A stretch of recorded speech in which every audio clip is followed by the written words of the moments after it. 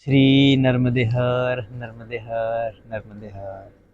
श्री धाम आश्रम के इष्ट देवता श्री दत्तात्रेय भगवान, माँ भगवती राज राजेश्वरी त्रिपुर सुंदरी, माँ नर्मदा जी के श्री चरणों में कोटि कोटि वंदन करते हुए आज हम माँ नर्मदा जी के तट पर बैठकर आप सभी को एक महत्वपूर्ण जानकारी दी जा रही है परिक्रमा वासियों के लिए। कईयों का ये भी कहना आ रहा है कि आप बार बार एक ही बात क्यों दोहरा रहे हैं, एक ही बात क्यों बताए जा रहे हो। तो बताना तो पड़ेगा ही। कारण ही ऐसा है कि जो भी परिक्रमा के लिए निकलते हैं तो बड़े उत्साह से निकलते हैं कि मुझे माँ नर्मदा जी की परिक्रमा करनी है। क्यों? देखा है यूट्यूब में, देखा है, सुना है, लोग करते हैं तो चल दिए हैं। अच्छी बात है, बहुत बढ़िया बात है, परंतु साथ में इस बात का भी ध्यान होना चाहिए कि परिक्रमा जो है वो हर एक की अपनी अपनी व्यक्तिगत है, वो देखा देखी की नहीं है। तो भीड़ का हिस्सा मत बनो। भीड़ का हिस्सा का मतलब क्या है वो हम अभी आपको समझाना चाह रहे हैं। मुख्यतः परिक्रमा जो होती है ये माँ नर्मदा जी की है, और जब माँ नर्मदा जी की परिक्रमा करते हैं तो हम डैम के कारण फिर और लोगों के कहने के कारण हम माँ नर्मदा जी से चले जाते हैं, दूर चले जाते हैं। तो सत्य बात तो यही है कि जब हम माँ नर्मदा जी की परिक्रमा करते हैं तो परिक्रमा किसकी है? हमारी व्यक्तिगत है। और चलते हैं तो किसके जानकारी से चलते हैं? लोगों की जानकारी से। अब लोग ये कहेंगे कि हम किसकी जानकारी से चले, फिर हमको तो रास्ता पता नहीं है, फिर हम चले कैसे? हाँ, बिल्कुल सत्य बात है। हर साल आपको नई नई पुस्तिका दी जाती है, मार्गदर्शिकाएं दी जाती है, तो उसके अनुसार चलना शुरू तो कर देते हैं, परंतु उसके अंदर जब चलना शुरू करते हैं तो जो तीर्थ, जो स्थान जिस समय आना चाहिए उस समय वो आता नहीं है। क्यों? ताकि कुछ न कुछ बदलाव हुआ होता है। प्रकृति, ये प्रकृति है।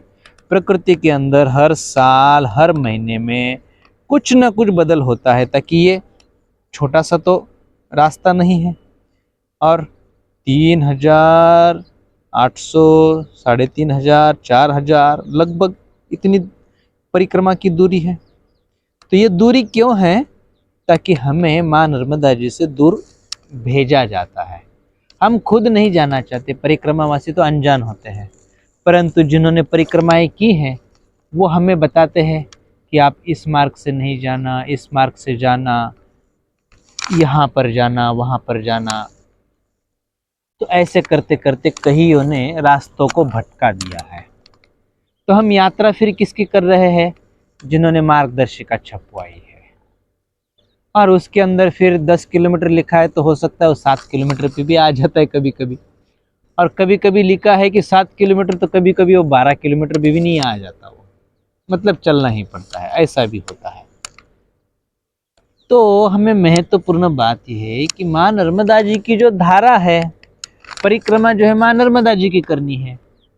तो माँ नर्मदा जी की जो धारा है उससे हमें 7 मील दूर नहीं जाना, ये हमें ध्यान रखना है। और ये बात ध्यान रखते हुए जब सुबह हम चलते हैं तो इस बात का निश्चित हमें करना है कि शाम में हम जहाँ कहीं पहुँचेंगे वहाँ माँ नर्मदा जी के तट पर हम पहुँच जाए। क्यों? ताकि माँ नर्मदा जी का जो सानिध्य है वो हमें मिल जाए। तो हमें माँ नर्मदा जी का सानिध्य तो मिलना ही चाहिए। क्यों? ताकि शाम का जो स्नान है वो हमारा माँ नर्मदा जी में होना बहुत जरूरी है। जब हमारा स्नान माँ नर्मदा जी में होगा तो स्वाभाविक है कि माँ नर्मदा जी की बड़ी कृपा, हमें कृपा आशीर्वाद प्राप्त होगा। तीर्थ तत्व, माँ नर्मदा जी खुद ही एक तीर्थ है, तो उसका तीर्थ का तत्व हमें प्राप्त करना है। तो हमने आपको इसके पिछले कई वीडियो में भी बताया है कि किसी भी तीर्थ में स्नान की महिमा क्या है और किस प्रकार तीर्थ का स्नान करना चाहिए। फिर हमने तिलोत्तमा अप्सरा की कथा हमने आपको बताई है, जो आज भी सूर्य भगवान का जो रथ है उस रथ के ऊपर हमेशा हमेशा के लिए रहती है। उसको सभी प्रकार के भोग ऐश्वर्य सब ब्रह्मा जी ने स्वयं प्रदान कर दिए हैं। किसके कारण? मां नर्मदा जी का स्नान।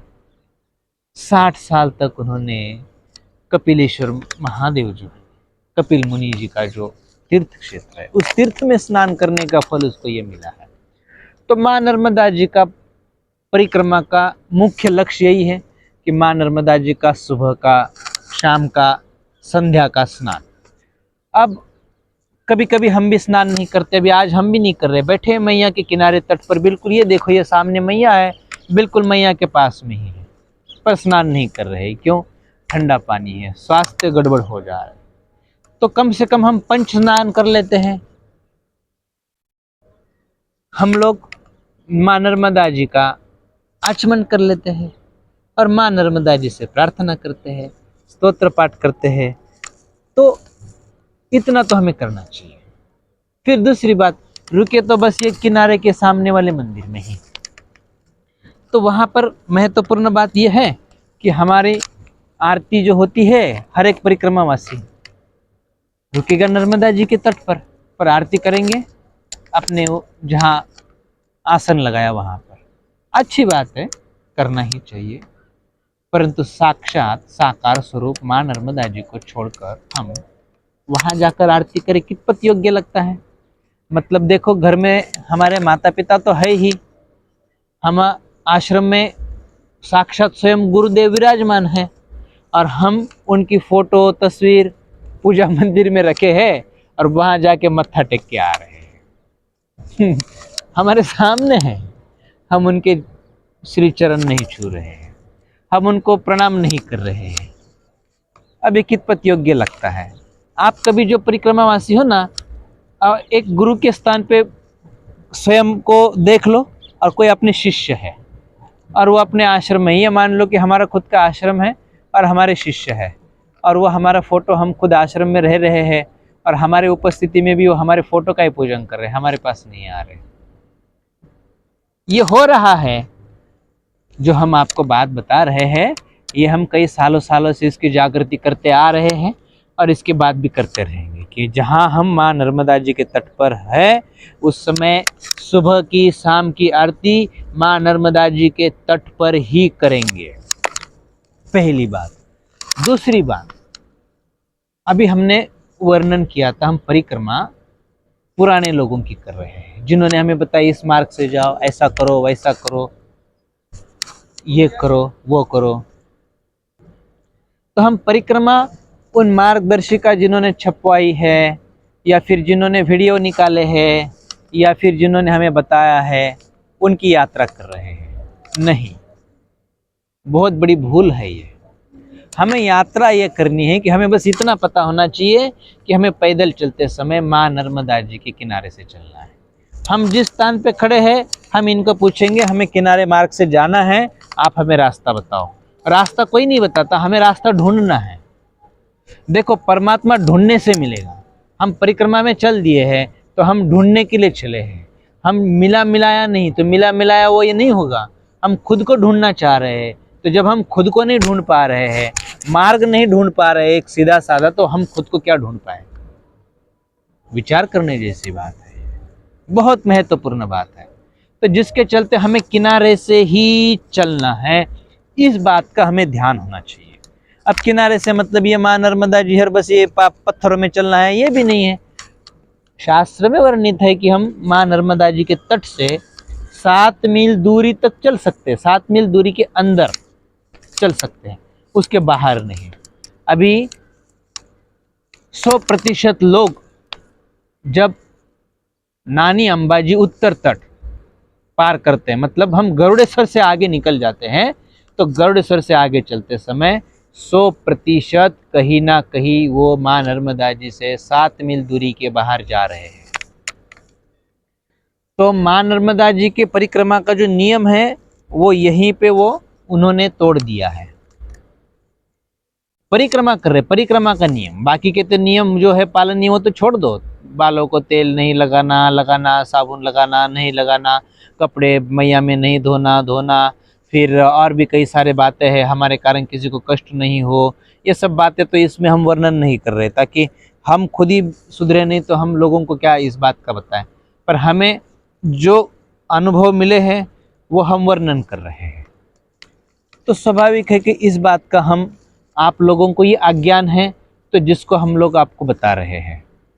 तो इस बात पे बहुत ध्यान देना आवश्यक है कि हम माँ नर्मदा जी की परिक्रमा करते समय किनारे मार्ग से ही चले, 7 मील दूरी से बाहर नहीं चले। गरुड़ेश्वर से आगे हम चलते हैं तो नानी अम्बा जी वहीं से कटना शुरू हो जाते हैं मांडवगढ़ के लिए। अभी दादा गुरु जी भी मांडवगढ़ नहीं गए हैं, कई साधु संत है वो मांडवगढ़ नहीं जाते हैं, वो सीधा सीधा धर्मपुरी होते हुए, खलघाट होते हुए फिर आगे मार्ग मतलब जो है किनारे मार्ग से चलते हैं, वो 7 मील दूरी से नहीं जाते हैं। और जब आप मांडवगढ़ जाते हो तो आप 7 मील दूरी के बाहर चले जाते हो, मतलब जहाँ टावर लगा हुआ है मोबाइल आउट ऑफ कवरेज चला जाता है। तो आप जो है आप मोबाइल हो, माँ नर्मदा जी टावर है जिसके लिए आप परिक्रमा तो शुरू किए हो। तो जब आपसे वो साध्य ही नहीं हो रहा है तो परिक्रमा यहाँ खंडित 100% मानी जाती है।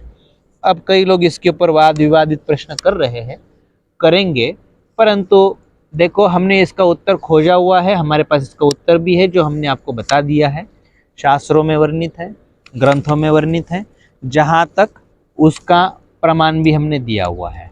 तो बार बार हम उसके पीछे नहीं दौड़ेंगे। तो आप सबको आज ये संदेश हमने दिया हुआ है। फिर अभी हम आरती भी इस स्थान पे, सुबह की भी आरती हमने किया था नर्मदा जी के तट पर, और करते भी है। हम किनारे से चलेंगे तो नहीं छोड़ते, ताकि हम किनारे से चल रहे हैं, हमें माघ स्नान का भी बड़ा महात्म्य हमें मिल रहा है।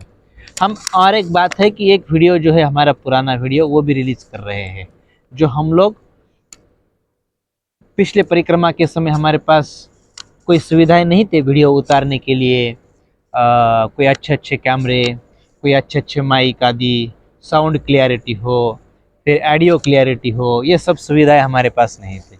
परंतु इस परिक्रमा में हमने साथ में ले चले हैं, तो जिसके चलते अन्य लोगों तक इसकी जानकारी हम पहुंचा, अन्य लोगों को इसका लाभ मिले, इसके लिए हमने प्रयास किया है।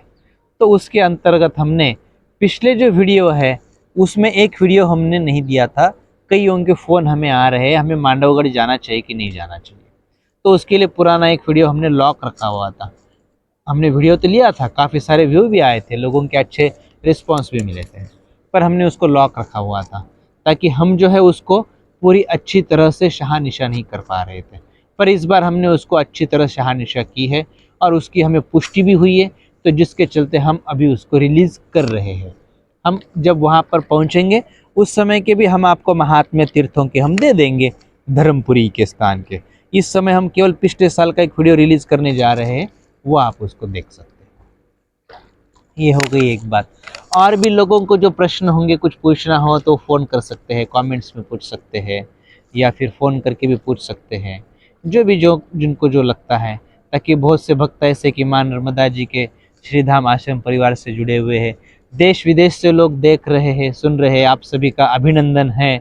काफ़ी सारे दुबई से भी है, काफ़ी सारे टर्की से भी है, काफ़ी सारे और भी है, देशों के नाम तो मुझे इतने याद नहीं, अमेरिका से है, जापान से है, थाईलैंड से है, न्यू जर्सी से भी है, फिर और भी है।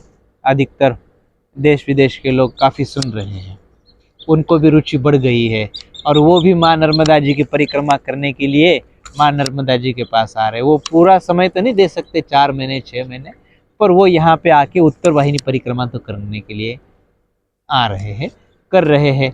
हमें बड़ी प्रसन्नता हुई, वो ये सब वीडियो देख के प्रेरित भी हो रहे हैं, उनको खुशी हो रही है, आनंद हो रहा है।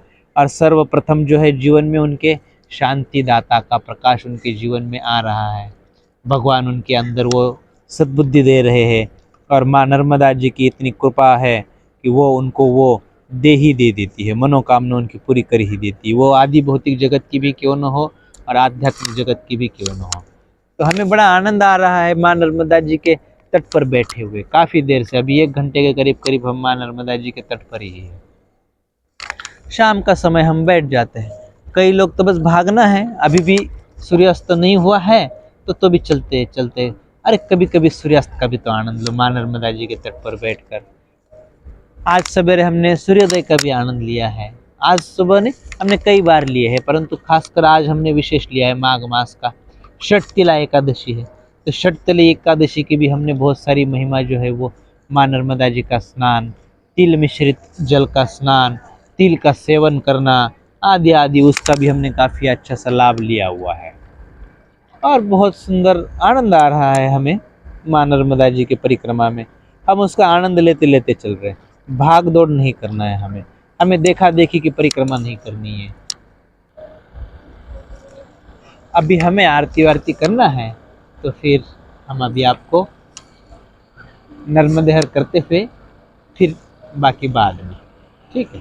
नर्मदे हर शाम की संध्या हो रही है, तो जिसके चलते हमें नर्मदा जी की आरती पूजन वो सब कुछ करना है।